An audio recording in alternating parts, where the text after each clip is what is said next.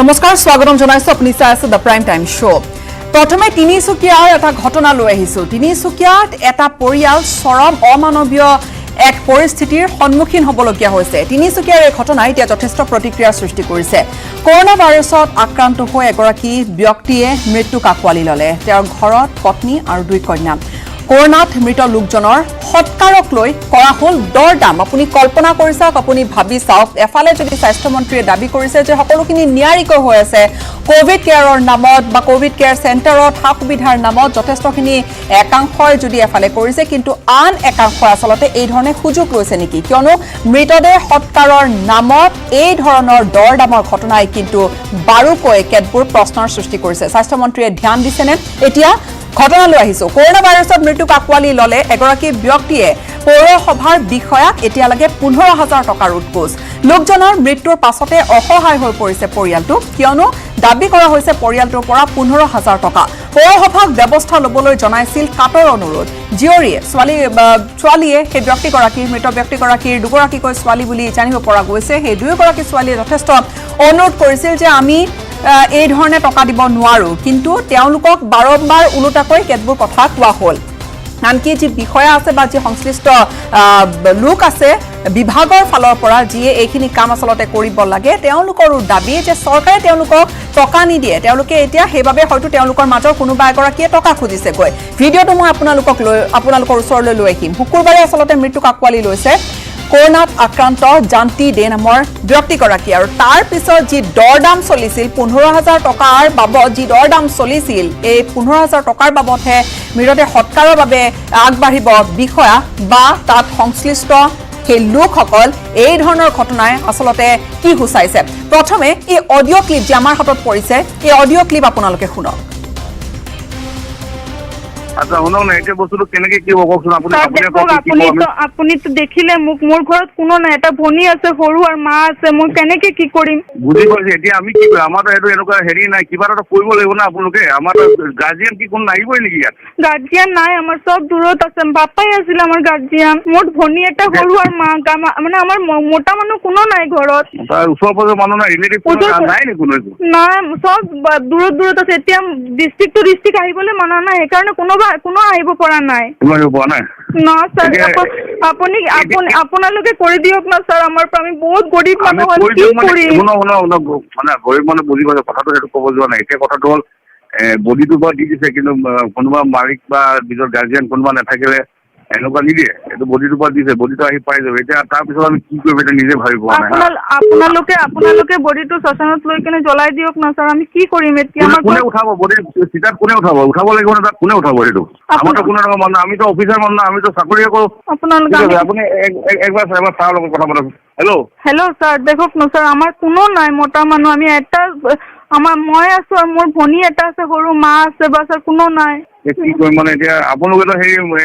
আপোনাৰ লগত যে ল'ৰাটো আছে আমাকেতো বদনাম কৰিলে পইচা লাগে বুলি আৰে পইচাটো মই কৈছিলো ডাইৰেক্টলি মানুহ এনেকুৱা আছে কৰিব তাক ডাইৰেক্টলি ডাইৰেক্ট পইচা দিব আপোনালোকে কিবা এটা কৰি দিয়ক না স্যাৰ প্লিজ আমি কি কৰিম মানে আমি বুজিয়ে পোৱা নাই আমাৰ ঘৰত ল'ৰা মানুহে নাই আমিতো কৰিব নোৱাৰিছো দেই মই আপোনালোকে যি কৰিব আমি কৰিব নোৱাৰিম দেই হা আপোনাক মাতি দিম আমি ধৰি আহিম তাৰ ঘৰৰ পৰা হেল্ল' স্যাৰ মোক মিউনিচিপালিটিৰ অফিচৰ পৰা নম্বৰটো দিলে আপোনাৰ হয় কওকচোন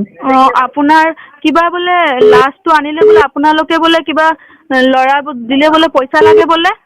হয় তাৰমানে এইবিলাক প্ৰফেশ্যনেল হয় হা যদি এনেকুৱা কৰে এইবিলাক কেছত যিবিলাক এক্সপায়াৰ হয় সিহঁতিতো ফ্ৰীত নকৰিব মই মানে জাষ্ট মানুহকেইজনক কৈহে দিব পাৰিম আপোনাক কিমান দিব লাগিব এইটো সিহঁতি বহুত ডিমাণ্ড কৰে এইবিলাক কেছত আপুনি কৈ দিয়ক আমি মানে কিবা মেনেজটো আমাৰ ঘৰত ল'ৰা নাই স্যাৰ আমি বহুত গৰীব মানুহ হয় নহয় মই নাই কথাটো সেইটো নহয় এতিয়া যিকেইটাই কৰিব সিহঁতি এক্সকিউজে নকৰে নহয় স্যাৰ আপুনি কৈ দিয়ক কিমান আমি মানে মানুহৰ পৰা ল'ব লাগিব 15,000 বিচাৰিব 15 বিচাৰিব 15 বিচাৰিব না হয় 15,000 গৰীব মানুহ স্যাৰ ইমান ক'ৰ পৰা দিম স্যাৰ সেইটোতো উপায় নোহোৱা হৈছে না চিটুৱেশ্যন এনেকুৱা মই কি কৰোঁ মানে এনেকুৱা ধৰ্ম সংকট মানে আচ্ছা ঠিক আছে স্যাৰ হ'ব আছিল কথোপকথন এফালে হেয়া পৌৰ সভাৰ কোনোবা ব্যক্তি বুলি জানিব পৰা গৈছে আৰু আনহাতে সেই পৰিয়ালটোৰ এগৰাকী ছোৱালী যিগৰাকীয়ে কৈছে যে দেউতাক যেহেতু ঢুকাইছে তেওঁলোকে আৰু যেহেতু কোভিড আক্ৰান্ত হৈছিল পিতৃ কোভিড ব্যক্তি এগৰাকী আক্ৰান্ত ব্যক্তি এগৰাকী মৃত্যু হোৱাৰ লগে লগে তাত এটা বিহিত ব্যৱস্থাৰ মাজেৰে আচলতে সৎকাৰৰ ব্যৱস্থা কৰা হয় হেয়া কেতিয়াবা প্ৰশাসনে দায়িত্ব লয় বা হেয়া নিৰ্দিষ্ট এটা পদ্ধতি আছে কিন্তু সেই পদ্ধতিৰ বিপৰীতে আচলতে কোৱা হৈছে তেওঁলোকক পৰিয়ালটোক এই ধৰণে কোৱা হ'ল যে তেওঁলোকে কোনেও তেওঁলোকৰ সেই মৃতদেহ নুচুবগৈ আৰু বিশেষ ব্যৱস্থা এটা কৰিব লাগিব কোনে তুলিব কোনে দাঙিব তাৰ বাবে 15,000 টকা দিব লাগিব এতিয়া আপুনিয়ে ভাবি চাওক কৰবাত আচলতে এনেকুৱা হ'ব লাগে নেকি আমি এই ঘটনা পোহৰলৈ আনিছো এতিয়া স্বাস্থ্য বিভাগৰ তৰফৰ পৰা নিশ্চয়কৈ এটা তদন্ত হ'ব লাগে যে কিহৰ বাবে তেওঁলোকক 15,000 টকা বিচৰা হৈছে অধিক জানি ঘটনা সম্পৰ্কে ফোনযোগে সংযুক্ত হৈছে আমাৰ তিনিচুকীয়া সাংবাদিক উপাসনা গোস্বামীৰ সৈতে উপাসনা কি হৈছিল আচলতে কোনে টকা দাবী কৰিছিল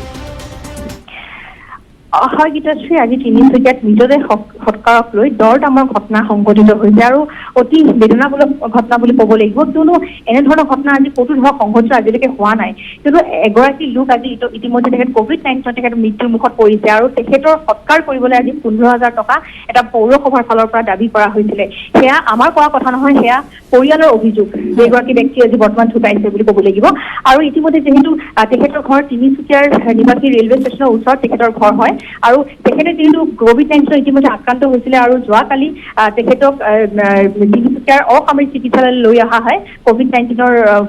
হোৱাৰ ফলত তাৰপিছত তাৰ পৰা যিটো ইয়াত চিকিৎসা তেখেতৰ হঠাৎ স্বাস্থ্যৰ অৱনতি ঘটে তাৰপিছত তেখেতক শ্বাস প্ৰশ্বাসৰ কষ্ট হয় বুলি আমি ইতিমধ্যে জানিব পাৰিছো তেওঁ তাৰ পৰা লগে লগে লৈ যে তিনিচুকীয়াৰ ওচৰতে যিহেতু কোৱাৰেণ্টাইন চেণ্টাৰ আছে মহখুলি তাত লৈ যোৱা হয় তাতো যিহেতু চিকিৎসাৰ অভাৱ যিহেতু কোভিড-19 পেচেণ্ট আৰু তেনেধৰণৰ চিকিৎসা হয়তো নাথাকিব পাৰে তাৰ ফলত তেখেতক ডিব্ৰুগড় এইমছ প্ৰেৰণ কৰা হয় এইমছ লৈ যোৱাৰ তেখেতৰ যেহেতু শ্বাস প্ৰশ্বাসৰ কষ্ট হৈ আছিলে ডক্টৰে যদিও তেখেতৰ স্বাস্থ্যৰ যি গতি চাই যিটো ডক্টৰ ট্ৰিটমেণ্ট আৰম্ভ কৰে তাৰ পিছতো যিহেতু তেখেতে কৰোণ মৃত্যু সাৱটি ল'বলগীয়া হয় এই ঘটনা হোৱাৰ পিছত তেখেতক যিহেতু তেখেতৰ মৃতদেহ যিহেতু ঘৰত আনিবৰ কাৰণে দিয়া নহয় যিটো কোভিড-19 পৰিস্থিতি ইয়াত চলি আছে তাৰ বাবে ঘৰৰ মানুহ বহুতবাৰ যোগাযোগ কৰিবৰ কাৰণে চেষ্টা কৰিছে তেখেতক লৈ অহাৰ পিছত কিন্তু কোনো ধৰণৰ যোগাযোগ হোৱা নাছিলে তেখেতৰ পৰিয়ালৰ লগত কিন্তু তাৰ পিছত যিটো অৱশেষত আজি পুৱাৰ ভাগত যিহেতু তেখেতৰ মৃতদেহ যিটো তিনিচুকীয়ালৈ লৈ অহা হয় অহাৰ পিছত তেখেতৰ পৰিয়ালক এটা খবৰ দিয়া হয় যে তেখেতৰ মৃত্যু হৈছে হঠাতে যিটো তেখেতৰ শ্বাস প্ৰশ্বাসৰ কষ্ট আছিলে পৰিয়ালে 15,000 টকাটো কোনে বিচাৰিছিল হয় গীতাশ্ৰী 15,000 টকা যিহেতু তেওঁৰ পৰিয়ালৰ যিটো সৎকাৰ কৰিব লাগে তাৰ ফলত যিটো তিনিচুকীয়াৰ পৌৰসভাৰ ফালৰ পৰা কোনো এজন বিষয়া তেখেতৰ পৰিয়ালক এই 15,000 টকা এটা ডিমাণ্ড কৰিছিলে কিয়নো সৎকাৰ কৰিবৰ কাৰণে যিহেতু পইচা এটা দৰকাৰ হ'ব সকলোকে দিবলগীয়া হয় তাৰ বাবে সেই ডিমাণ্ডটো পৰিয়াললোকক কোৱা হৈছিলে কিন্তু তেখেতৰ ঘৰৰ যিটো পৰিয়াল যেহেতু ডাঙৰ ছোৱালী আছিলে ছোৱালীয়ে কৈছে যে আমাৰ ঘৰৰ কথা যিটো ভাল নহয় তেখেতে যিটো সুৰাৰ দোকানত কৰ্মচাৰী আছিলে তেনেকেই নিজৰ পৰিয়ালটো পোহপাল চলাইছিলে এগৰাকী ব্যক্তি আছিলে তেখেতৰ পৰিয়ালৰ কিন্তু ছোৱালীয়ে বাৰ বাৰ তেখেতক ৰিকুৱেষ্ট কৰাৰ পিছতো আজি পৌৰসভাৰ ফালৰ পৰা সেই বিষয়াগৰাকীয়ে মানি ল'ব পৰা নাই এগৰাকী ব্যক্তিয়ে তেওঁ কৈছে যে আমাক গাড়ীত ভৰাবলৈ আমাক চৰকাৰে টকা তেল ভৰাবলৈ আচলতে টকা নিদিয়ে বা সেই সন্দৰ্ভতো টকা আমাক চৰকাৰে নিদিয়ে সেইবাবে আমি টকা ল'বলগীয়া হৈছে কোনোবা হয়তো তেওঁলোকৰ মাজৰে খুজিছে এটা তেনেকুৱা ভাষ্য আমি লাভ কৰিছো মই ভাষ্যটো আগবঢ়াম উপাসনা আপোনাক লাইনত ৰাখিছো ফোন লাইনত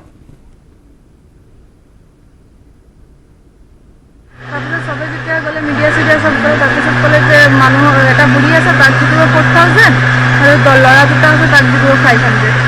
4,000 টকা ল'লে বাছ তেতিয়া বডি উঠালে ইয়াৰ আগতে কি কৈছিল আপোনাক 15,000 লাগিব বুলি 15,000 বিচৰাটো মানে যোনটো প্ৰফেশ্যনেল যিকেইটা মানুহ আছে নিতু বুলি এজন ল'ৰা আছে ডিচি তাক থৈ দি মানে দিয়া হয় নিতু থৈ দিয়া হয় মানে সি মানে ছাডেনলি বিচাৰি নকয় লিখে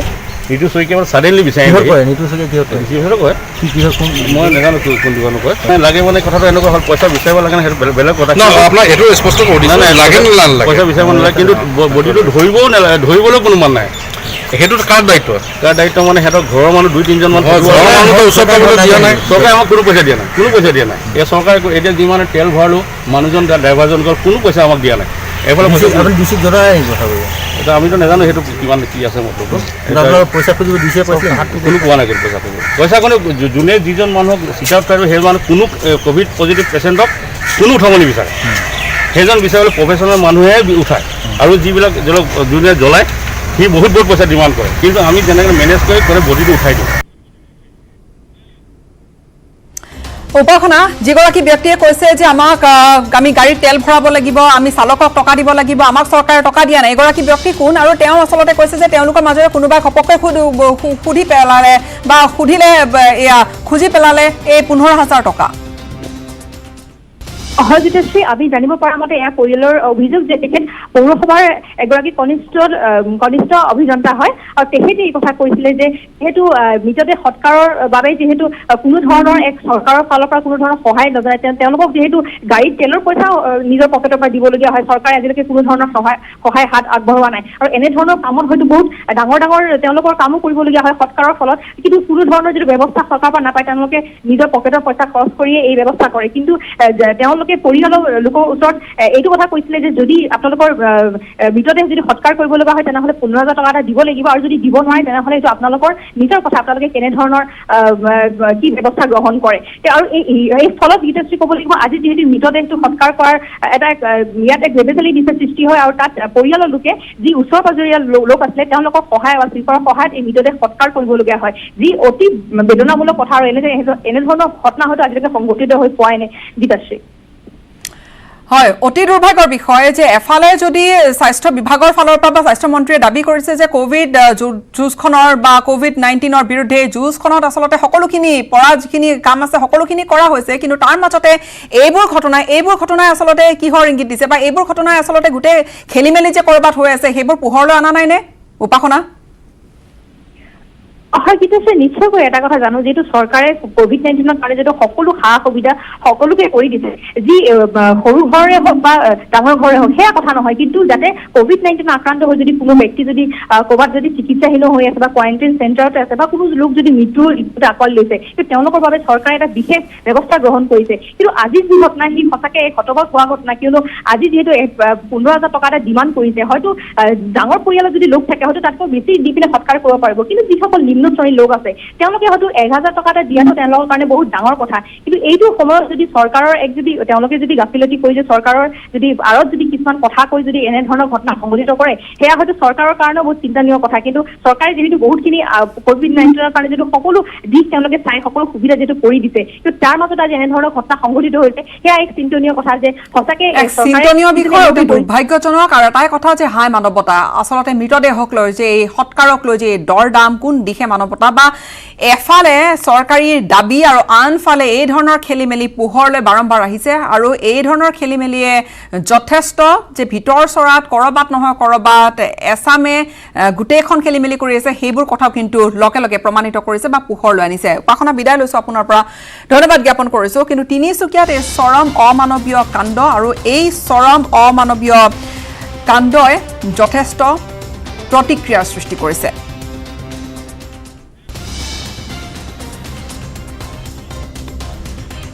সময় হৈছে এটা চমু বাণিজ্যিক বিৰতিৰ পিছতে আলোচনা কৰিম আচলতে শিক্ষাৰ্থীসকলে ক'ৰবাত বঞ্চিত হৈছে নেকি। সকলো শিক্ষাৰ্থীয়ে অনলাইন শিক্ষাৰ জৰিয়তে যি অনলাইন ব্যৱস্থা বৰ্তমান প্ৰৱৰ্তন কৰা হৈছে বা অনলাইন পদ্ধতিৰে শিক্ষা ব্যৱস্থা চলি আছে, তাত ক'ৰবাত বহুখিনি ছাত্ৰ ছাত্ৰী বঞ্চিত হৈছে নেকি, এই বিষয়ে আলোচনা কৰিম এটা বিৰতিৰ পিছতে।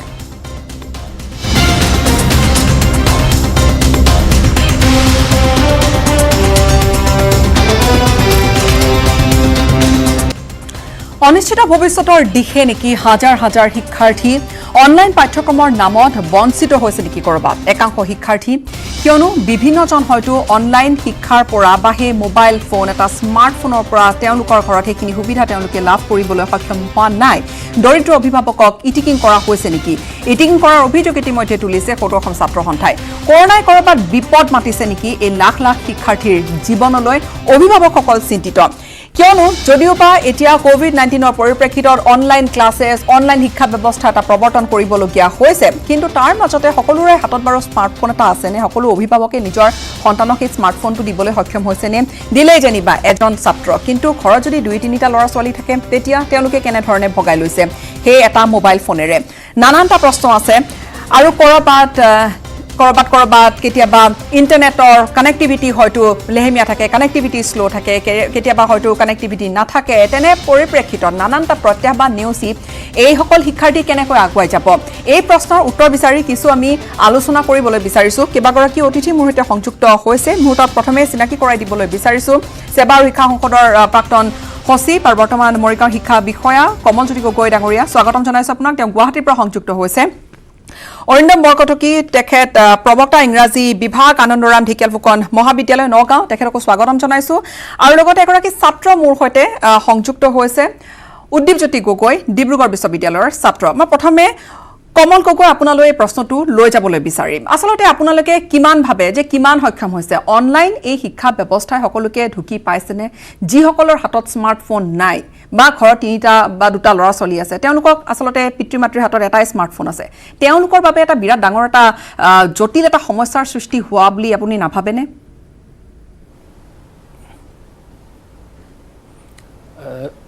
ধন্যবাদ। এই কৰোনা মহামাৰীৰ সময়ত আমি কৰোনাৰ বিৰুদ্ধে যুঁজিব লগা হৈছে। গতিকে এই কৰোনাৰ সময়ত যুঁজিবলৈ যাওঁতে আমি এতিয়া পাঠ্যক্ৰমসমূহ আমি এতিয়াও ফৰ্মেলি বিদ্যালয়ত চলোৱাৰ দৰে চলাই থকা নাই। আমি এই কৰোনা মহামাৰীৰ সময়ত আমাৰ যিটো শিক্ষাৰ পৰিৱেশ, সেই পৰিৱেশটো আমি ধৰি ৰাখিব লাগিব। আৰু এই পৰিৱেশটো ধৰি ৰাখিবলৈ যাওঁতে ছ'চিয়েল ডিষ্টেঞ্চ যিটো আমি মানিব লগা হৈছে, এই ছ'চিয়েল ডিষ্টেঞ্চ মানি আমি আমি শিক্ষাৰ পৰিৱেশ এটা ধৰি ৰাখিবলৈ চেষ্টা কৰিছোঁ। এইটো নহয় যে আমি ছিষ্টেমেটিক এটা পাঠদান চলাই লৈ যাম এই আমাৰ যিটো অনলাইন যোগেদি, আৰু এইটো চলাই লৈ গৈ আমি যে পৰীক্ষা পাতিম সেইটো কথা এতিয়াই আমি চিন্তা কৰা নাই। কিন্তু আমি এটা চিন্তা কৰিছোঁ যে আমি কৰোনাৰ বিৰুদ্ধে যুঁজিবলৈ যাওঁতে আমি আমাৰ শিক্ষাৰ পৰিৱেশটো ধৰি ৰাখিব লাগিব। আমাৰ যিসকল ছাত্ৰ ছাত্ৰী আছে তেওঁলোকে যাতে শিক্ষা বুলি এই বিষয়টো পাহৰি নাযায়। আমি দেখা পাইছোঁ যে যিটো অভিজ্ঞতা, মৰিগাঁও জিলাতে 1,83,000 আমাৰ ছাত্ৰ ছাত্ৰী আছে, তাৰ ভিতৰত আমি 1,20,000 ফোন নাম্বাৰবিলাক, মোবাইল নাম্বাৰবিলাক এতিয়ালৈকে আমি ল'বলৈ সক্ষম হৈছোঁ। এইটো নহয় যে ফৰ্মেলি তেওঁলোকক আমি ক্লাছ কৰি গৈছোঁ, আমি কিছুমান দিহা তেখেতসকলক দি গৈছোঁ যাতে ছাত্ৰ ছাত্ৰীসকলে অন্তত গোটেই শিক্ষা ব্যৱস্থাটোৰ লগত সংযোগ হৈ থাকে। আৰু ইতিমধ্যে সেৱাই আমাৰ প্ৰায় 3 মাহ সময় বঢ়াই দিছে যে CBSE সমানে এপ্ৰিল মাহৰ পৰা আমাৰ পুনৰ পাঠ্যক্ৰমবোৰ আৰম্ভ হ'ব। আমি আশাবাদী আমি ব্যক্তি হিচাপে বা মানুহ হিচাপে আমি আমাৰ শিক্ষা ব্যৱস্থাটো এটা দিন ঘূৰি আহিব যিটো আমি শ্ৰেণীকোঠাত গৈ আমি নিজে পাঠদান গ্ৰহণ কৰিব পাৰিম। গতিকে অনলাইন ব্যৱস্থাটো আমি আপোনাৰ ভিউ পইণ্ট কি? তেখেতে ক'লে যে এই মুহূৰ্তত যিহেতু ফ'কাছ অকণমান COVID-19ৰ সৈতে যুঁজ দিয়াৰ মাজতে ক'ৰবাত তেওঁলোকে ফোন নম্বৰখিনি সংগ্ৰহ কৰাৰ কথা তেওঁলোকে কৈছে যে মৰিগাঁৱত সেই ধৰণৰ এটা ব্যৱস্থা লোৱা হৈছে। আপুনি কি কয়? আচলতে আমি কৈ থকা কথাখিনি আৰু প্ৰেক্টিকেলি যিখিনি অভিভাৱকে যিখিনি সমস্যাৰ সন্মুখীন হৈ আছে, এই বিষয়ে আপুনি কি ভাবে?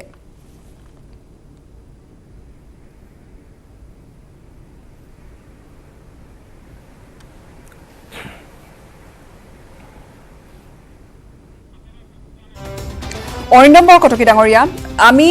বহুখিনি অভিভাৱকৰ এইখিনি সমস্যা আছে, যদি মোক শুনিছে আপুনি, বহুখিনি অভিভাৱকৰ এইখিনি সমস্যা আছে যে তেওঁলোকে হয়তো মোবাইল ফোন এটা, স্মাৰ্টফোন, যিহেতু অনলাইন ক্লাছৰ বাবে স্মাৰ্টফোন এটাৰ প্ৰয়োজন হ'ব। মই সম্ভৱতঃ তেওঁ শুনা নাই, মই ডিব্ৰুগড়লৈ যাম। ডিব্ৰুগড়ত আমাৰ সৈতে উদ্দীপজ্যোতি গগৈ ছাত্ৰ, তেওঁ আছে সংযুক্ত হৈ। মই তেওঁলৈ এই প্ৰশ্নটো লৈ যাম। ছাত্ৰ এগৰাকী হিচাপে কি ভাবে আপুনি? এজন ছাত্ৰই একেবাৰে সৰু যিখিনি প্ৰাইমাৰীৰ ছাত্ৰ বা যিখিনি 4-5ৰ ছাত্ৰ, তেওঁলোকে এই অনলাইন ব্যৱস্থাটোৰ সৈতে বিশেষকৈ গ্ৰামাঞ্চলৰ বিভিন্ন ঠাইত কৰবাত কেতিয়াবা বিদ্যুৎ নাথাকে কেতিয়াবা মোবাইলটো হয়তো চাৰ্জ দিব পৰা ব্যৱস্থাও নাথাকে কৰবাত হয়তো নেট কানেক্টিভিটি বিৰাটেই স্লো আপুনি ভাবেনে এগৰাকী ছাত্ৰ হিচাপে যে সেই কণকণমানিসকল তেওঁলোকেও সমানে আয়ত্ত কৰিব পাৰিব গুৱাহাটী বা চহৰ কেন্দ্ৰিক নকয় যদি আমি কথাখিনি যদি আমি গ্ৰামাঞ্চলৰ দৃষ্টিভংগীৰে চাওঁ সকলো কোনোবা কৰবাত বঞ্চিত হ'ব নেকি মোৰ প্ৰশ্নটো হেতু হয় নিশ্চয়কৈ খুব এটা সুন্দৰ প্ৰশ্ন আৰু বৰ্তমান সময়ত আমাৰ কোভিড-19 সময়ত যেনেকুৱা এটা পেণ্ডেমিক সিচুৱেশ্যন হৈ আছে সমগ্ৰ ভাৰতবৰ্ষৰ শিক্ষা ব্যৱস্থাৰ লগতে অসমৰ যিটো শিক্ষা ব্যৱস্থা আমি যদি ইয়াক যদি তুলনা কৰি চাওঁ যে দেখিম যে আমি অসমৰ যিটো শিক্ষা ব্যৱস্থা খুব বেয়া কাৰণ অনলাইন যিটো অনলাইন শিক্ষাৰ কথা যিটো কৈছে অনলাইন শিক্ষা কিন্তু ইতিমধ্যে আজি অসমত আজি এইবাৰ প্ৰথমবাৰৰ কাৰণে হৈছে বুলি আমি ক'ব লাগিব কাৰণ এই অনলাইন যিটো ব্যৱস্থা অনলাইন শিক্ষাৰ যিটো ব্যৱস্থা আজিলৈকে আমাৰ শিক্ষক আৰু শিক্ষাগুৰুসকলে হওক বা ছাত্ৰ ছাত্ৰীয়ে হওক কোনেও কিন্তু কৰা নাছিল বা বিশ্ববিদ্যালয়বিলাকতে বা মহাবিদ্যালয়বিলাকত যিবিলাক স্মাৰ্ট ক্লাছৰুমৰ কথা কৈছে স্মাৰ্ট ক্লাছৰুম আজিলৈকে হ'ল নে নাই হোৱা চৰকাৰে সেই বস্তুটো প্ৰথমতে চাই ল'ব লাগে তাৰ লগে লগে আহি গ'ল যে অনলাইন আমি শিক্ষা গ্ৰহণ পাঠদান দিব লাগিব বা অনলাইন শিক্ষা আমি ল'ব লাগিব কিন্তু সেই অনলাইন শিক্ষা ল'বলৈ যাওঁতে যে যিটো সময়ত এজন ছাত্ৰ বা এগৰাকী ছাত্ৰীয়ে যেনেকুৱা ধৰণৰ এটা মেণ্টেলিটিত থাকিব বা সেই তেখেতে গ্ৰেপ কৰিব পৰা যিটো কেপাচিটি এজন ষ্টুডেণ্টৰ যিটো চাইক'লজি প্ৰাইমেৰী লেভেলৰ ষ্টুডেণ্টৰ যিটো চাইক'লজি বা বিশ্ববিদ্যালয় বা কলেজ লেভেলৰ এজন ষ্টুডেণ্টৰ লগত চাইক'লজি কেতিয়াও নিমিলে তাৰ লগে লগে অভিভাৱকসকলে সদায় কিন্তু এই অনলাইন যিটো পাঠদান এই অনলাইন পাঠদানটো বা তেখেতলোক কেতিয়াও কিন্তু এটা এটেচমেণ্ট নাছিল অনলাইন পাঠদানটো সদায় এটা নতুন বস্তু বুলি আমি ক'ব লাগিব যে এতিয়া এণ্ড্ৰইড মোবাইল দৰকাৰ হৈছে বা লেপটপ দৰকাৰ হৈছে আমি অনলাইন ক্লাছ ল'বৰ কাৰণে কিন্তু সেই এণ্ড্ৰইড মোবাইলটো এজন ভিতৰুৱা অঞ্চলৰ বা এজন প্ৰাইমেৰী লেভেলৰ ছাত্ৰ ছাত্ৰীয়ে কি ধৰণে তেখেতে ল'ব বিচাৰে বা এণ্ড্ৰইড মোবাইল এনেকুৱা নহয় যে গেম খেলিব জানিলেই এণ্ড্ৰইড মোবাইলৰ ব্যৱস্থা তাৰ যিটো ব্যৱহাৰ হ'ব বা অনলাইন শিক্ষাৰ লগতে বিভিন্ন বস্তু জড়িত হৈছে ষ্টাডি মেটেৰিয়েলৰ কথা থাকিব অনলাইন শিক্ষা ল'বলৈ যাওঁতে যিবিলাক আমাৰ প্ৰেক্টিকেল চেঞ্চত আমি যিবিলাক প্ৰেক্টিকেল ক্লাছেছ থাকিব প্ৰেক্টিকেল ক্লাছবিলাক আমি অনলাইন পাঠ্যক্ৰমৰ যোগেদি আমি ল'ব পাৰিম নে নোৱাৰিম তেনেকুৱা ধৰণৰ বিভিন্ন ধৰণৰ প্ৰশ্ন আহি পৰিছে আৰু ইতিমধ্যে অসমৰ যিটো শিক্ষা ব্যৱস্থাত এই অনলাইন ব্যৱস্থাটো খুব নতুন আৰু আমি কেতিয়াও কিন্তু ইউজটো নহয় আমি ইউজটো হ'ব লাগিব যেতিয়া নতুন বিষয় এটা আমাক জাপি দিব বিষয়টো জাপি দিয়াৰ লগে লগে আমি সেই বস্তুটো কিমান ফৰ্মেলি আমি যাব পাৰিম বা এটা শিকিব পাৰিছোঁ নে নাই শিকা আমি কেনেকুৱা ধৰণে চাইছোঁ বা এটা এণ্ড্ৰইড মোবাইল যেতিয়া আমি কিনা যায় এজন নতুন গ্ৰাহকক চাব যেতিয়া এটা এণ্ড্ৰইড মোবাইল তেখেতে কিনিছে সেই তাৰ ছেটিংছ চাওঁতে বা ছেটিংছবিলাক বিচাৰোঁতে খুব এটা দীঘলীয়া সময় লাগি যায় কিন্তু তাৰ পাছৰ পৰ্যায়ত যেতিয়া অনলাইন পাঠদান আমি এজন প্ৰাইমেৰী লেভেল স্কুলৰ যদি এজন ষ্টুডেণ্টে ল'বলৈ যায় তাত নিশ্চয় তেখেতে বিভিন্ন অসুবিধাৰ সন্মুখীন হ'ব তাৰ লগে লগে বানপানীৰ সমস্যা আছে তাৰ লগে লগে আমাৰ যিবিলাক ইণ্টাৰনেটৰ সমস্যা আমি এটা সাধাৰণ পেক যদি আমি ইণ্টাৰনেট পেক যদি আমি ভৰাবলৈ যাওঁ চাব তাৰ দাম কিমান আৰু তাৰ যিবিলাক ছিকুৱেঞ্চ থাকিব বা তাৰ যিবিলাক ফ্ৰিকুৱেঞ্চি থাকিব ইণ্টাৰনেটৰ যিটো ফ্ৰিকুৱেঞ্চি সেই ফ্ৰিকুৱেঞ্চি কেনেকুৱা ধৰণৰ আজি ডিব্ৰুগড় বিশ্ববিদ্যালয়ৰ ছাত্ৰ হিচাপে আমি অনুভৱ কৰোঁ যে হোষ্টেলৰ ভিতৰত থাকিলে আমি ইণ্টাৰনেট নাপাওঁ হোষ্টেলৰ ভিতৰত ইণ্টাৰনেট নথকাৰ কাৰণে আমি কেতিয়াবা কথা পাতিবলৈ বা ইণ্টাৰনেটৰ যিবিলাক ব্যৱস্থা আমি যিবিলাক ইউজ কৰিবলগীয়া হয় আমি বাহিৰলৈ আহিবলগীয়া হয় আমাৰ কেম্পাছটো কোৱা হৈছিলে যে এটা খুব ইণ্টাৰনেটে চাৰিওফালে ইণ্টাৰনেট থাকিব বা আমি হটস্পট ব্যৱহাৰ কৰি পেলাই ইণ্টাৰনেট ল'ব পাৰিম কিন্তু সেই কানেক্টিভিটি কেনেকুৱা হৈছে আমাৰ বিশ্ববিদ্যালয় প্ৰশাসনক সুধিলে হ'ব বা বিশ্ববিদ্যালয়ৰ ছাত্ৰ ছাত্ৰীসকলক সুধিলে হ'ব যে চৰকাৰৰ যিবিলাক তেখেতলোকৰ যিবিলাক গাইডলাইনছ সেই গাইডলাইনছবিলাকৰ কাৰণ যিবিলাক টেকনিকেল এডুকেশ্যনত ইঞ্জিনিয়াৰিঙৰ ষ্টুডেণ্টে হওক বা আমাৰ ইঞ্জিনিয়াৰিং আছে আমাৰ তাৰ লগে লগে মাষ্টাৰ যিবিলাক কোৰ্চ আছে বা হোষ্টেলবিলাকক আমাৰ ৱাইফাই কানেক্টিভিটি থকাৰ ব্যৱস্থা আছিলে কিন্তু সেই হোষ্টেলবিলাকতে আজিলৈকে কিন্তু কানেক্টিভিটি নাই তাৰ লগে লগে আমি যেতিয়া ঘৰত আছোঁ কানেক্টিভিটিৰ কাৰণে হয়তো বহুতে আন কিছু সমস্যাৰ সন্মুখীন হ'ব কমল গগৈ আপুনি হয়তো আপুনি কৈছে যে আপোনালোকে ফোন নম্বৰখিনি লৈছে আৰু ফোন নম্বৰটো হয়তো ফোন যোগেও বহুখিনি শিক্ষকে ক'ব পাৰে বা ফোন যোগে হয়তো ছাত্ৰ ছাত্ৰীখিনিৰ সৈতে ফোন কৰি অন্তত ক্লাছ কেইটা বা কি পাঠ আছে সেইখিনি হয়তো পঢ়াই দিব পাৰে এতিয়া ভেঞ্চাৰ স্কুলৰ কথাখিনি আছে বা বহুখিনি বিদ্যালয় এনেকুৱা আছে য'ত এগৰাকী শিক্ষক আছে এতিয়া এইখিনি এটা ডাঙৰ হেঙাৰ হৈ থিয় দিয়া নাই নে বাৰু এই গোটেই পৰিৱৰ্তিত পৰিস্থিতিটোৰ ক্ষেত্ৰত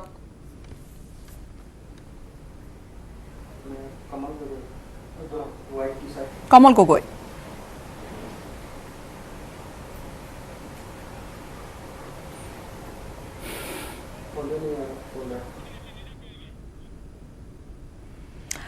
তেওঁ সম্ভৱতঃ শুনা নাই যদি অৰণ্য বৰকটকে শুনিছে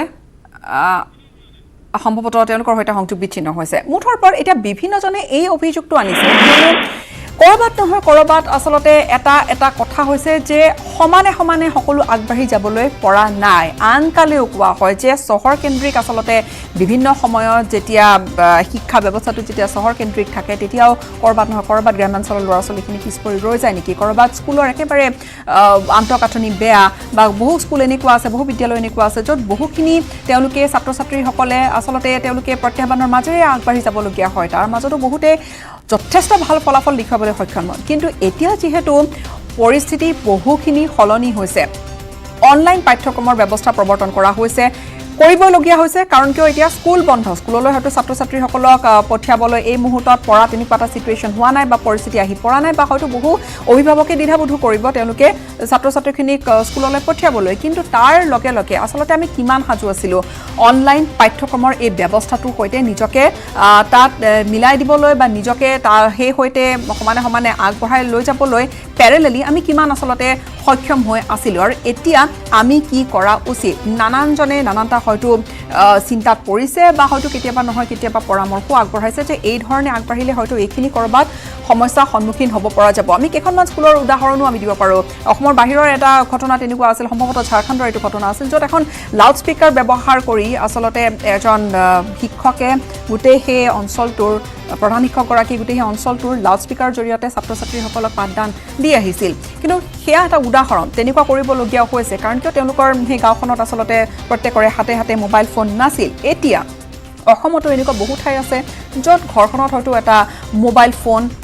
স্মাৰ্টফোন বিশেষকৈ স্মাৰ্টফোন এটাৰ প্ৰয়োজন হ'ব স্মাৰ্টফোনৰ সুবিধাটো নাই বহু ঘৰ এনেকুৱাও আছে যাৰ ঘৰত হয়তো এটা মোবাইল ফোনো নাই আমি ধৰি লৈছোঁ সেইসকল ল'ৰা ছোৱালী বা সেইখিনি ঘৰৰ ল'ৰা ছোৱালী আচলতে কেনেকৈ আগবাঢ়িব তেওঁলোকৰ বাবে এতিয়া কি ধৰণৰ ব্যৱস্থা কৰিলে সকলোৱে সমানে আগবাঢ়ি যাব পাৰিব সেয়া এটা ডাঙৰ প্ৰত্যাহ্বান নিশ্চয় শিক্ষা বিভাগৰ সন্মুখত নিশ্চয়কৈ থাকিব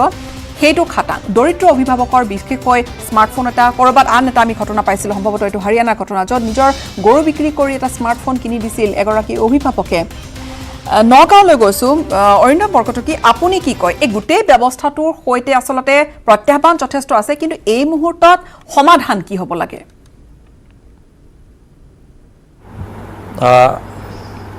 যিটো সমস্যাৰ কথা কোৱা গৈছে সেই সমস্যাটো আচলতে আমাৰ যিটো দৰিদ্ৰতা সেই দৰিদ্ৰতাৰ সৈতে জড়িত হৈ আছে মই মোৰ কথাখিনি কোৱাৰ আগতে মই দুটামান কথা আপোনালোকৰ লগত মই শ্বেয়াৰ কৰিব বিচাৰিম আপোনালোকে জানে যে ভাৰতৰ মাত্ৰ 24% মানুহৰ স্মাৰ্টফোন আৰু 11% মানুহৰ কম্পিউটাৰ আছে আৰু internet and mobile association of ইণ্ডিয়াৰ 2019 যিটো ৰিপৰ্ট সেই ৰিপৰ্ট মতে ভাৰতৰ 67% পুৰুষৰ মানে আৰবান অঞ্চলৰ পুৰুষেহে ইণ্টাৰনেট ব্যৱহাৰ কৰে আৰু 33% মহিলা ইণ্টাৰনেট ব্যৱহাৰ কৰে ঠিক সেইদৰে গ্ৰাম্যাঞ্চলৰ 72% পুৰুষ আৰু 28% মহিলাই ইণ্টাৰনেট ব্যৱহাৰ কৰে ছাত্ৰ ছাত্ৰীৰ ক্ষেত্ৰতো অনলাইন শিক্ষাৰ কথা যিহেতু কোৱা হৈছে এই যিটো পুৰুষ আৰু নাৰীৰ যিটো বিভাজন তাৰ প্ৰভাৱটো পৰিব দ্বিতীয়তে 2017-18 চনত যিটো নেশ্যনেল চেম্পল ছাৰ্ভে অফ এডুকেশ্যনে যিটো এটা ৰিপৰ্ট দিছিল তাত মানে 15% ৰুৰেল ইণ্ডিয়ান আৰু 14% আৰবান ইণ্ডিয়ানহে এই গোটেই প্ৰক্ৰিয়াটোৰ লগত জড়িত হৈ আছে বুলি কৈছিল ইয়াৰ লগত আৰু কিছুমান কথাও আমাৰ জড়িত হৈ আছে তেনে জড়িত হৈ থকা এটা গুৰুত্বপূৰ্ণ কথা হ'ল যে মিনিষ্ট্ৰী অফ ৰুৰেল ডেভেলপমেণ্টে 2017-18 চনত এটা ৰিপৰ্ট দিছিল সেইমতে 16% মানুহৰ ঘৰত 1 ঘণ্টাৰ পৰা 8 ঘণ্টালৈকে কাৰেণ্ট থাকে আপোনাৰ 33% মানুহৰ ঘৰত 8 ঘণ্টাৰ পৰা 9 ঘণ্টাৰ পৰা 12 ঘণ্টাৰ ভিতৰত 24 ঘণ্টাৰ কাৰেণ্ট থাকে আৰু 47% মানুহৰ ঘৰত 12 ঘণ্টা বা তাতকৈ ততোধিক কাৰেণ্ট থাকে এই হিচাপখিনি মই আপোনালোকক এই কাৰণে দিছোঁ যিটো আমাৰ অনলাইন শিক্ষাৰ কথা কোৱা হৈছে আমাৰ অনলাইন শিক্ষাৰ কাৰণে এই কথাবোৰ আমি প্ৰথম লক্ষ্য কৰিব লাগিব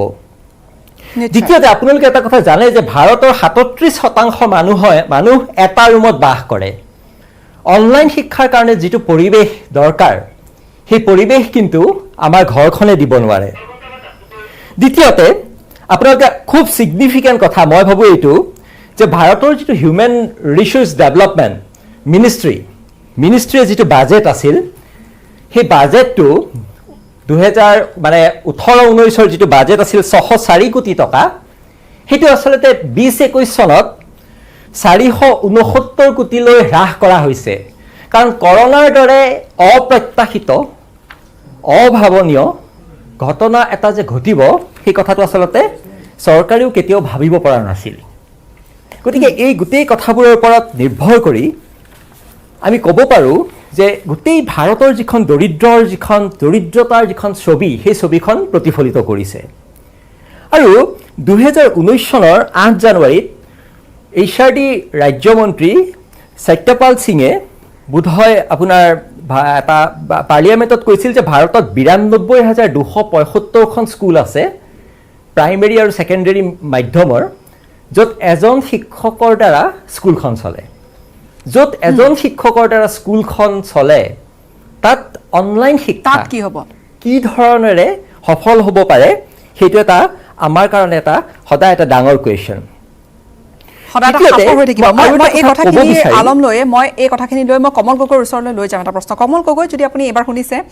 সম্ভৱতঃ তেওঁ শুনা পোৱা নাই ডিব্ৰুগড়লৈ যাম ডিব্ৰুগড়ত এগৰাকী ছাত্ৰ আছে এতিয়া ছাত্ৰৰ মুখেৰে বাৰু শুনিম তেওঁ গোটেইখিনি ফেক্টছ এণ্ড ফিগাৰ্ছ দিছে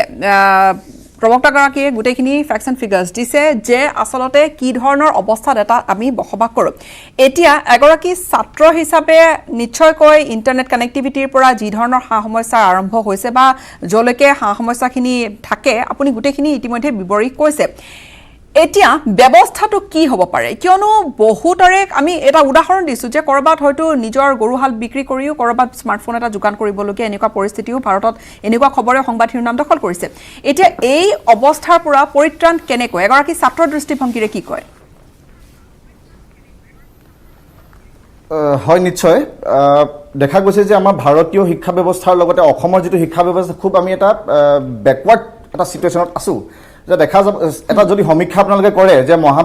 বিদ্যালয়বিলাক বা বিশ্ববিদ্যালয়বিলাক যিবিলাক আমাৰ ফি ৱেভৰ যিবিলাক ষ্টুডেণ্ট আছে ফি ৱেভিঙৰ ষ্টুডেণ্টবিলাকৰ ৰেচিঅ' বা তেখেতলোকৰ পাৰ্চেণ্টেজ বা তেখেতলোকৰ যিটো হিচাপ যদি আপোনালোকে উলিয়ায় তেতিয়া দেখিব যে বিল' পভাৰ্টি লাইন আৰু এব' পভাৰ্টি লাইনৰ ষ্টুডেণ্ট কিমান আছে দেখা গৈছে যে বিল' পভাৰ্টি লাইনৰ ফি ৱেভ যিবিলাক মহাবিদ্যালয় বা বিশ্ববিদ্যালয়বিলাক যিবিলাক সমীক্ষা খুব বহুত বেছি বিল' পভাৰ্টি লেভেলত থকা ষ্টুডেণ্টৰ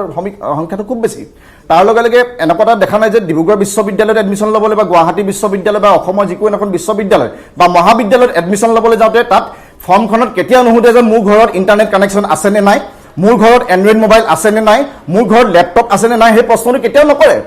নকৰে মানে এইটো গভৰ্ণমেণ্টে কাহানি বা চৰকাৰখনে কাহানি ভবা নাছিল যে এনেকুৱা ধৰণৰ এটা চিটুৱেশ্যন আহিব আৰু তেখেতলোকে যিটো ব্যৱস্থা গ্ৰহণ কৰিব লাগিছিল সেই ব্যৱস্থাৰ তেখেতলোকে কাহানি ভবাও নাছিল সপোনতো তেখেতলোকৰ দৃষ্টিগোচৰ হোৱা নাছিল আৰু গোটেই এনেকুৱা চিটুৱেশ্যন যে আহিব পাৰে এখন চৰকাৰে কিন্তু ভাবিব পৰাটো তেখেতলোকৰ যিটো ইণ্টেলিজেঞ্চ বা যিটো কেপাচিটি হ'ব লাগিছিল কিন্তু এখন এই চৰকাৰখনত নাই তাৰ লগে লগে আমাৰ যিজন শিক্ষামন্ত্ৰী বৰ্তমানৰ শিক্ষামন্ত্ৰীজনৰ বিগত সময়তো তেখেত 15 বছৰ দিন শিক্ষামন্ত্ৰী আছিল সেই শিক্ষামন্ত্ৰী থকাৰ সময়ছোৱাত যে মহাবিদ্যালয় বিশ্ববিদ্যালয় বা বিদ্যালয়বিলাকৰ যিবিলাক ইনফ্ৰাষ্ট্ৰাকচাৰ ডেভেলপমেণ্ট কেনেকুৱা ধৰণৰ হৈছে তাত চোৱা উচিত আছিল আজি ডিব্ৰুগড় বিশ্ববিদ্যালয় হওক বা গুৱাহাটী বিশ্ববিদ্যালয়ত বহু ছাত্ৰ ছাত্ৰীয়ে কিন্তু যিটো আমি এটা খুব অধিক মাচুল দি শিক্ষা গ্ৰহণ কৰিবলগীয়া হয় যিবিলাক চেণ্টাৰ ফৰ ষ্টাডিজবিলাক আছে সেই চেণ্টাৰ ফৰ ষ্টাডিজবিলাকৰ আপুনি ক'বলৈ বিচাৰিছে যে যিমান ধৰণে গুৰুত্ব আৰোপ কৰিব লাগিছিলে সিমান গুৰুত্ব আচলতে আৰোপ কৰা হোৱা নাই কিয়নো এটা বিষয় যি বিষয় প্ৰত্যেকখন ঘৰতে আচলতে এই সমস্যাটোৰ সৃষ্টি হৈছে বা এই সমস্যাটোৱে সমস্যাত পেলাইছে আচলতে বিষয়টোৱে অভিভাৱকসকলক যিমান গুৰুত্ব দিব লাগিছিল সিমান গুৰুত্ব দিয়া হোৱা নাই বুলি আপুনি ক'ব বিচাৰে নিশ্চয় তেখেতলোকে যদি গুৰুত্ব দিলে হয় এতিয়া যিটো পলিটেকনিকৰ ষ্টুডেণ্টবিলাকৰ পৰীক্ষা পতাৰ কথা কৈ আছে পেণ্ডেমিক চিটুৱেশ্যনত সমগ্ৰ ছাত্ৰ ছাত্ৰীয়ে কৈছে যে আমি পৰীক্ষা দিবলৈ নাযাওঁ অভিভাৱকসকলে যে আমি পৰীক্ষা দিব ছাত্ৰ ছাত্ৰীসকলক পঠাব নোৱাৰোঁ কিন্তু ইতিমধ্যে দেখা গৈছে যে পলিটেকনিকৰ ছাত্ৰ ছাত্ৰীসকলক তেখেতলোকে পৰীক্ষাৰ কাৰণে তেখেতলোকে আমন্ত্ৰণ জনাইছে ফৰ্ম ফিল আপ হৈছে ইতিমধ্যে দেখিব যে ডিব্ৰুগড় বিশ্ববিদ্যালয় গুৱাহাটী বিশ্ববিদ্যালয় ছাত্ৰ ছাত্ৰীসকলৰ ফাইনেল এক্সামিনেশ্যনৰ ফৰ্ম ফিল আপ হৈছে কেনেকৈ তেখেতলোকে ফৰ্ম ফিল আপ কৰিবলৈ তেখেতলোকে আগবাঢ়িলে চৰকাৰে যিটো সময়ত পেণ্ডেমিক চিটুৱেশ্যন ঘৰৰ পৰা নোলাব বুলি আপোনালোকে কৈছে ঘৰৰ পৰা ওলোৱাটো বন্ধ কৰক লকডাউন কৰিছে সেইটো সময়ত আকৌ আপোনালোকে ফৰ্ম ফিল আপ কৰিব দিছে ছাত্ৰ ছাত্ৰীসকলক পৰীক্ষাৰ বাবে সাজু হ'বলৈ আপোনালোকে আহ্বান জনাইছে তেনেকুৱা ধৰণৰ নিকৃষ্ট যিবিলাক কাণ্ড এইখন চৰকাৰে কৰি আছে আৰু ছাত্ৰ ছাত্ৰীসকলৰ লগতে অভিভাৱকসকলৰ এখেতলোকে বাণিজ্যিক বিৰতি এটা ল'ব লাগিব মই আলোচনা অব্যাহত ৰাখিম এটা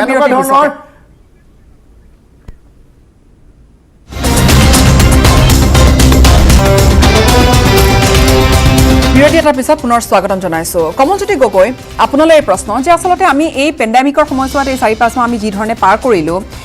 আৰম্ভণিতে নিশ্চয়কৈ বহু শিক্ষকেৰো হয়তো অলপমান খেলি মেলি হৈছিল তেওঁলোকেও হয়তো সেই ধৰণে ইণ্টাৰনেট বা অনলাইন ব্যৱস্থাটোৰ সৈতে খাপ খাব পৰা নাছিল বিভিন্ন ঠাইত এতিয়া আপুনি কৈছে যে মৰিগাঁৱত একেলহৰে আপোনালোকে প্ৰায় 1 লাখৰো অধিক ছাত্ৰ ছাত্ৰীৰ নম্বৰ আপোনালোকে সংগ্ৰহ কৰিছে এতিয়া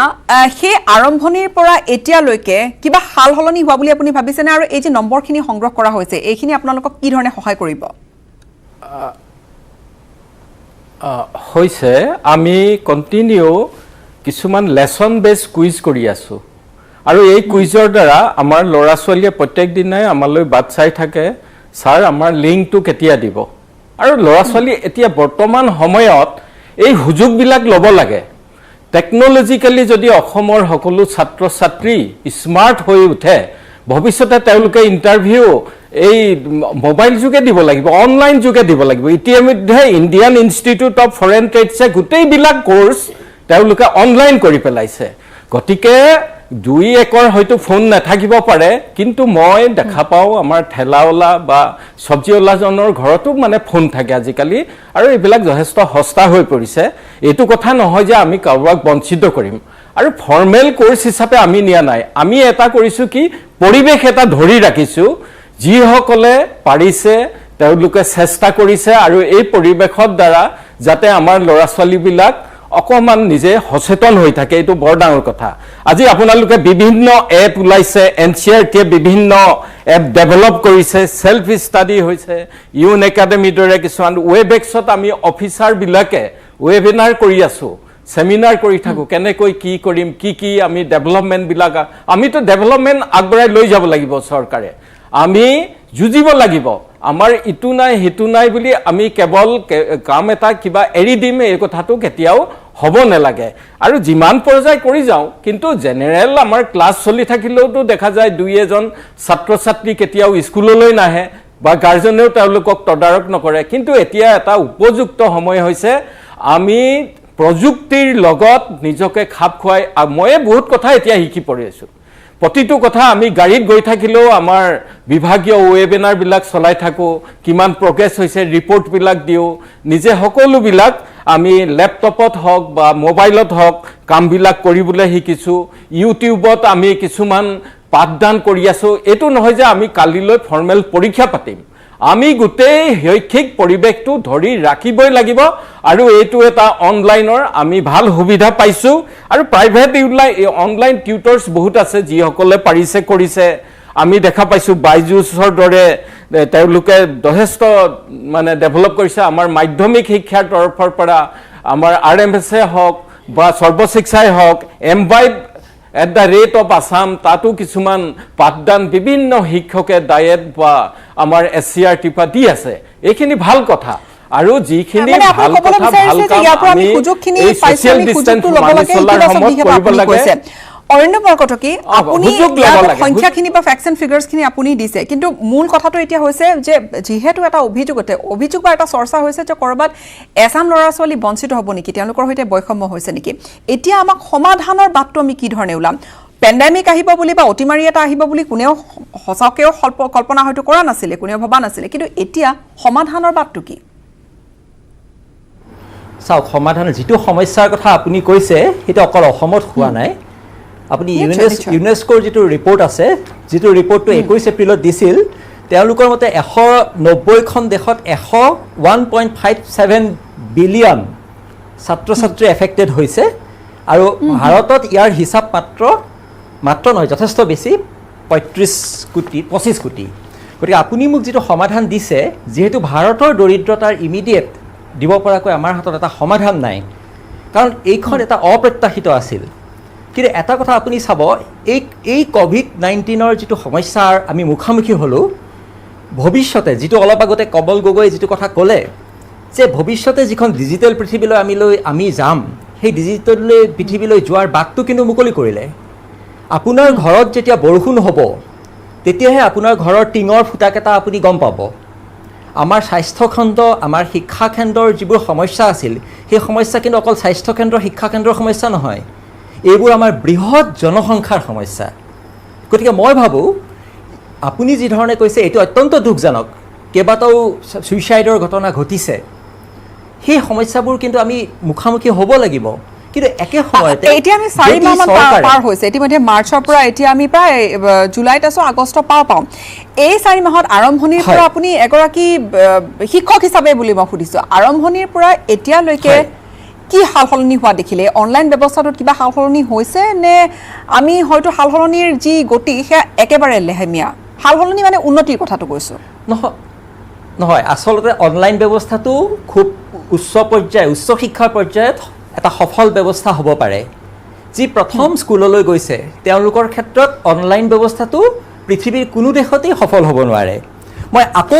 বাৰে বাৰে ফেক্টছ এণ্ড ফিগাৰ দিবলগীয়া হোৱাৰ কাৰণে মই ক্ষমা বিচাৰিছোঁ। কিন্তু একে সময়তে জানেনে ইউনিচেফে কি এটা ৰিপৰ্ট দিছিলে 15 এপ্ৰিলত, যে millions of children's R at increase risk of harm as their lives move increasingly online during lockdown. সেইটো এটা যে ভয়ংকৰ সমস্যা আহিছে। এটা কথা, এই যিটো ক'ভিডৰ সমস্যা স্থায়ী নহয়, হয়তো এবছৰৰ পিছত আমি পুনৰ পুৰণা পাঠ্যক্ৰমলৈ আমি ঘূৰি যাম। কিন্তু এই 4 মাহ 5 মাহ অনলাইন শিক্ষাৰ ছাত্ৰ ছাত্ৰীৰ প্ৰভাৱত যোৱাৰ পিছত তাৰ যিখিনি নিগেটিভ প্ৰভাৱ সেইখিনি কিন্তু ইউনিচেফ আৰু ইউনেস্কোৱে উলিয়াই থৈছে। আৰু ভাৰতৰ দৰে দেশত ডাঙৰ সমস্যাটো কি? ইউনেস্কোৰ ৰিপৰ্ট মতে 2021 চনত 73 কোটি জনসংখ্যা 1 পৰা 22 বছৰৰ হ'ব। গতিকে ভাৰতৰ যিটো উন্নতি, সেই উন্নতিটো সম্পূৰ্ণতে নিৰ্ভৰ কৰিব এইসকল মানুহৰ শিক্ষা ব্যৱস্থাৰ ওপৰত। গতিকে যিটো অনলাইন শিক্ষাৰ কথা আপুনি যিটো এটা সমস্যাৰ সমাধান তড়িৎ গতিত বিচাৰিছে, তেনে সমস্যাৰ সমাধান কাৰো হাততেই নাই। কিন্তু এই মুহূৰ্তত যদি চৰকাৰে ঘোষণা কৰিলেহেঁতেন, এই মুহূৰ্তত যদি শিক্ষক হিচাপে মই মোৰ ছাত্ৰ ছাত্ৰীক কওঁ যে তোমালোকে অভিভাৱকক পঢ়োৱাৰ দায়িত্ব এৰি দিলেহেঁতেন শিক্ষকসকলে বা চৰকাৰে, তেনেহ'লে হয়তো আমি অধিক সমালোচনাৰ সন্মুখীন হ'লোহেঁতেন। নাই মোমাইতকৈ কণা মোমাই ভাল। খুব কম সংখ্যক ছাত্ৰ লাভান্বিত হ'ব, কিন্তু শিক্ষাৰ যিটো প্ৰচেছ এটা পৰ্যায়ত হ'লেও চলি থাকিব। একে সময়তে ক্লাছ 9-10লৈকে অনলাইন শিক্ষাৰ যিটো নিগেটিভ প্ৰভাৱ, সেই প্ৰভাৱটোৰ কথাও আমি লক্ষ্য কৰিব লাগিব। হয়, কমল গগৈ, আপোনাৰ ওচৰলৈ আহিছোঁ। আপুনি এটা মডেলৰ কথা কৈছে যে আপোনালোকে মৰিগাঁৱত এইখিনি ব্যৱস্থা কৰিছে বা আপোনালোকে এইখিনি নম্বৰ লৈ আপোনালোকে হয়তো ফোনযোগে যোগাযোগ কৰিছে বা এইখিনি কৰিছে। এতিয়া আৰু শিক্ষকসকলৰ বাবে কিবা ব্যৱস্থা কৰা হৈছে নে? শিক্ষকসকলক আকৌ অকণমান আপ টু ডেটেড কৰা হওক, যিসকল এতিয়া বহুখিনি শিক্ষক এনেকুৱা আছে হয়তো তেওঁলোক খুব টেক চেভি, তেওঁলোকে হয়তো এই টেকন'লজিটো খুব সুন্দৰকৈ আয়ত্ত কৰিছে বা যিখিনিয়ে আচলতে কৰিবলৈ সক্ষম হোৱা নাই, তেওঁলোকৰ বাবে কিবা নতুন প্ৰশিক্ষণৰ ব্যৱস্থা বা শিক্ষকসকলক লৈ কিছু আলাপ আলোচনা তেনে ব্যৱস্থা হৈছেনে? নহয়, আমি প্ৰায় ৱেবিনাৰ কৰোঁ। আমাৰ ডিষ্ট্ৰিক্টত 100জন আমাৰ ক্লাষ্টাৰ কোঅৰ্ডিনেটৰ আছে, যিখিনি সৰ্বশিক্ষা অভিযানৰ পৰা আমি সুবিধা পাইছোঁ।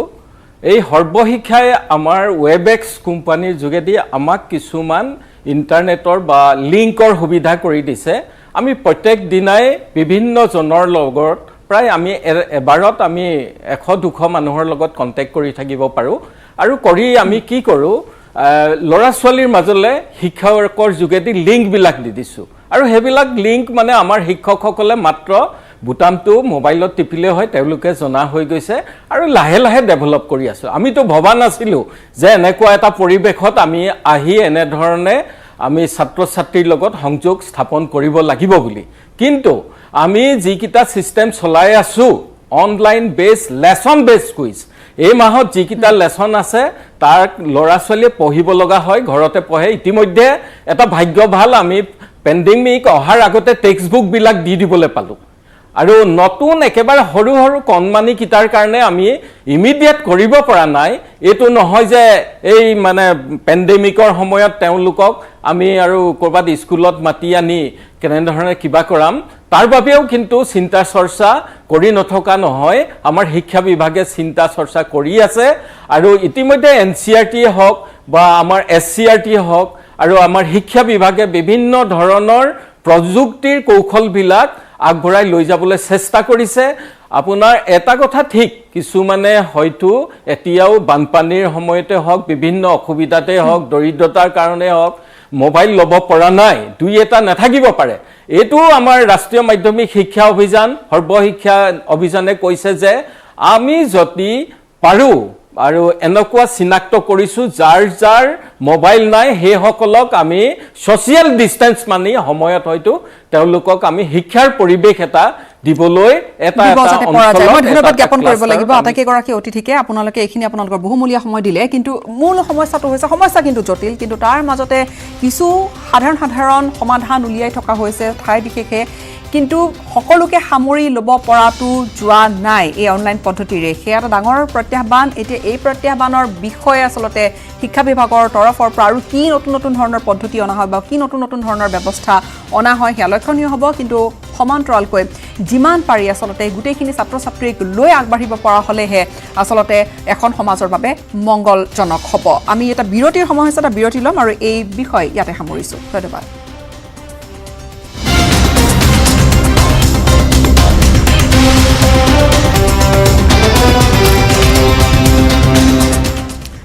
এটা বিৰতিৰ পিছত পুনৰ স্বাগতম। ৰাজনীতিৰ কিছু খবৰ লৈ আহিছোঁ, বিশেষকৈ ভাৰতীয় জনতা পাৰ্টিৰ কিছু খবৰ। অৱশেষত শান্ত হৈছে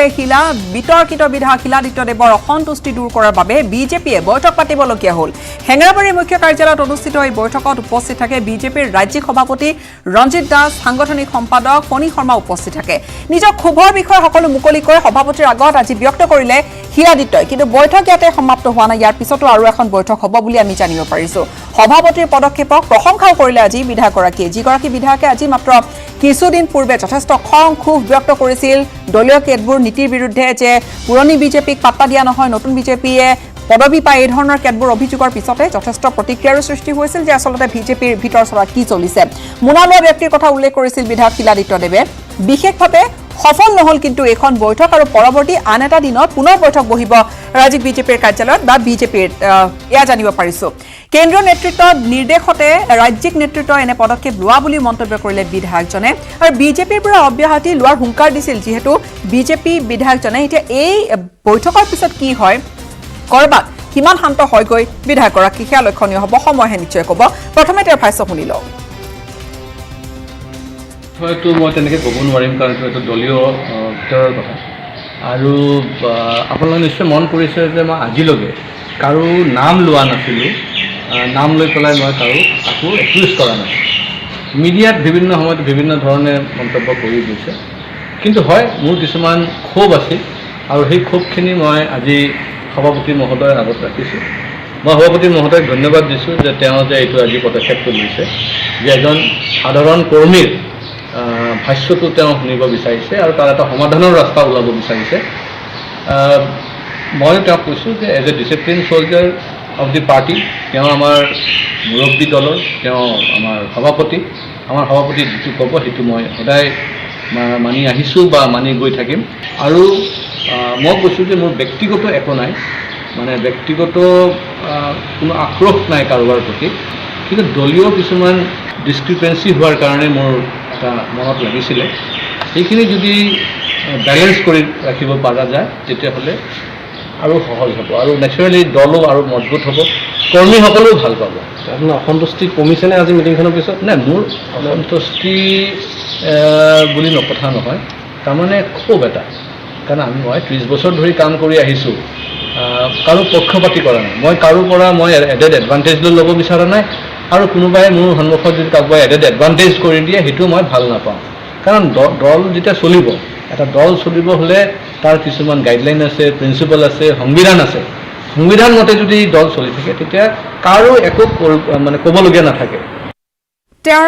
তেওঁৰ ভাষ্যৰ পৰা লাগিছে যে এতিয়া খং সামান্য কমিছে, কিন্তু এতিয়াও সম্পূৰ্ণৰূপে তেওঁৰ খং কমা নাই। তেওঁৰ ব্যক্তিগত কাৰোৰ প্ৰতি আক্ৰোশ নাই বুলি তেওঁ উল্লেখ কৰিছে, কিন্তু আজি কিছুদিন পূৰ্বৰে সংবাদমেলত তেওঁৰ ভাষ্যখিনি মন কৰক বা মনত পেলাওক। তাত কৈছিল তেওঁ মোনা লোৱা ব্যক্তিৰ কথা, বা তেওঁ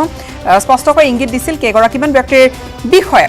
জ্যেষ্ঠ সাংবাদিক ৰাজু বৰুৱাৰ সৈতে সংযুক্ত হৈছোঁ এই বিষয়ে অধিক জানিবলৈ। ৰাজু বৰুৱা, আচলতে ক'ৰবাত ক'ব পাৰিনে শিলাদিত্য দেৱ অকণমান শান্ত হৈছে, আজি কিছু নৰম শিলাদিত্য দেৱৰ সুৰ?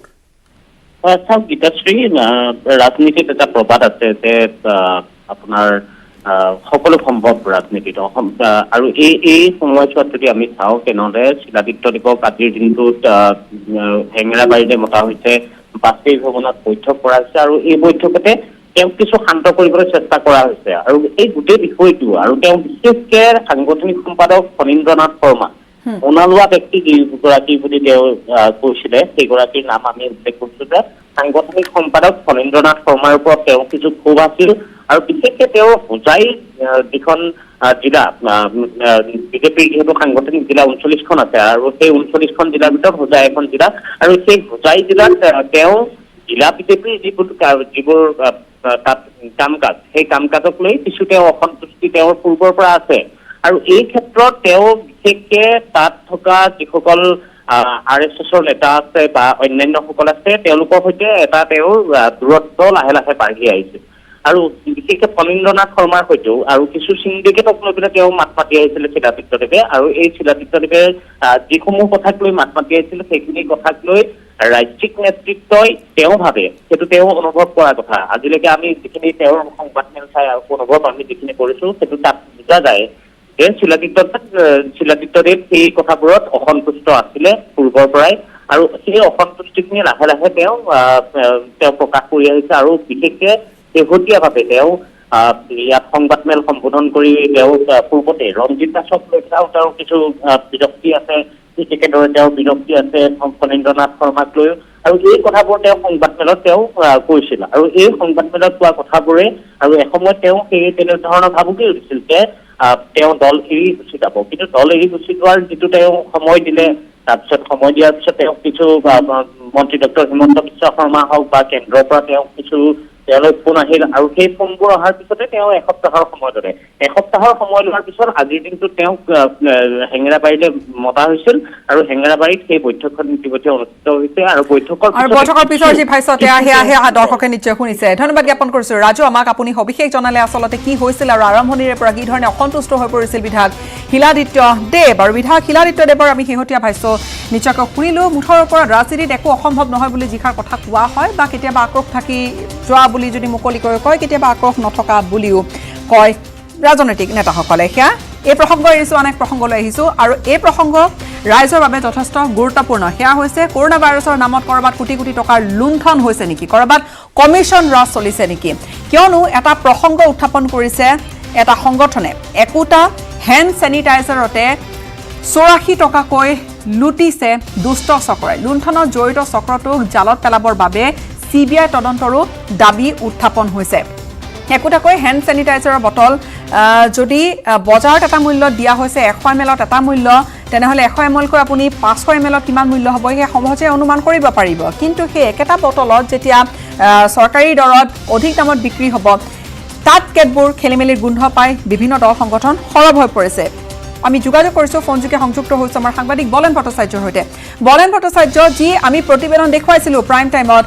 যি ধৰণে এটা প্ৰতিক্ৰিয়াৰ সৃষ্টি হৈছে কিয়নো কৰবাত ইয়াত ধনৰ লুণ্ঠন চলিছে নেকি কৰবাত ইয়াত কমিশ্যন ৰাজ হৈছে নেকি এনেকুৱা কেতবোৰ অভিযোগ আছে কিয়নো একোটা হেণ্ড চেনিটাইজাৰত 84 টকাকৈ লুটপাট কৰিছে এটা দুষ্ট চক্ৰই নিশ্চয়কৈ ৰাজ্যত COVID-19ৰ সময়ছোৱাত এটা প্ৰসংগ আহি উত্থাপন হৈছে যে এই সময়ত COVID-19ক লৈ একাংশই সিন্ডিকেট চলোৱাৰ এক প্ৰশ্ন আহিছে বিভিন্ন দল সংগঠনে ইয়াত দাবী কৰিছে আৰু তাৰ মাজতে আমাৰ হাতত পৰিছিল তেনে এটা তথ্য আৰু যিটো ইতিমধ্যে এটা সংগঠনে CBIৰ তদন্ত দাবী উত্থাপন কৰিছে ইতিমধ্যে মুখ্যমন্ত্ৰী তদাৰকী শাখাত এটা গোচৰ ৰুজু কৰিছে আৰু তেনে অৱস্থাত প্ৰথমে ক'ব পাৰি যে যিটো GRD ফাৰ্মাচিউটিকেল এটা প্ৰতিষ্ঠান এই প্ৰতিষ্ঠানটোৱে 16 মাৰ্চ তাৰিখে তেখেতসকলক এখন নিবিদাযোগে 5,500 ml হেণ্ড চেনিটাইজাৰ যোগানৰ কাৰণে তেখেতসকলক নিবিদা দিয়া হৈছিলে আৰু তাত নিৰীক্ষণ কৰা হৈছিলে যে 11,59,350 টকা নিৰীক্ষণ ৰখা হৈছিলে অৰ্থাৎ ক'ব পাৰি যে 5,000 হেণ্ড চেনিটাইজাৰ যোগানৰ নামত প্ৰতিটোৰে মূল্য হ'ব 231 টকা আৰু তাৰ বিপৰীতে আপুনি যদি চাই আজিৰ তাৰিখত বজাৰত সেই একেই GRD ফাৰ্মাচিউটিকেল প্ৰতিষ্ঠানে সেই একেই হেণ্ড চেনিটাইজাৰ 100 ml প্ৰতিটোত বিক্ৰী কৰিছে তেখেতসকলৰ বজাৰ মূল্য বিক্ৰী কৰিছে 29 টকা 46 পইচা অৰ্থাৎ ক'ব পাৰি যে এটা যদি আপুনি চাই এতিয়া দেখিব পোৱা গৈছে 100 ml যদি পূৰণ কৰা হয় পাছে দেখিব পোৱা গৈছে 147 টকা 70 পইচা এনে অৱস্থাত যদি ৰাজ্য চৰকাৰক ক্ৰয় কৰা NHMে ক্ৰয় কৰা সেয়া হেল্থ চেনিটাইজাৰৰ মূল্য 231 টকা হয় বিপৰীতে সেই ফাৰ্মাচী বা বাকি অনুষ্ঠানসমূহক এই একেটা প্ৰতিষ্ঠানে যোগান ধৰা সেই হেল্থ চেনিটাইজাৰৰ মূল্য আছিলে 147 টকা অৰ্থাৎ ক'ব পাৰি যে 231 টকাৰ পৰা আপুনি যদি 147 টকা বিয়োগ কৰে তেতিয়াহ'লে দেখিব পাইছে 84 টকা 57 পইচাত অৰ্থাৎ ৰাজ্য চৰকাৰৰ পৰা অধিক সেই বিশেষ প্ৰতিষ্ঠানটোৱে ৰাজ্য চৰকাৰ অৰ্থাৎ তেওঁলোকৰ পৰা বেছি দামত কিনিছে বলেন বেছি দামত কিনিছে নিশ্চয়কৈ যদি ৰাজ্য চৰকাৰৰ তৰফৰ পৰা বা NHMৰ তৰফৰ পৰা যদি আচলতে বজাৰ মূল্য